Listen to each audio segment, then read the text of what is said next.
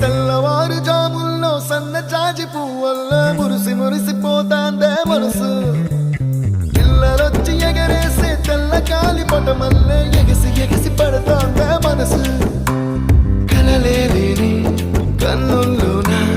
కదలేవో కనిపిస్తున్నాయే అలలేని గుండెల్లోన గలగలమని పొంగాయే ఆశల అలలే ఇంతందంగా ఉంటుందా ఈ లోకం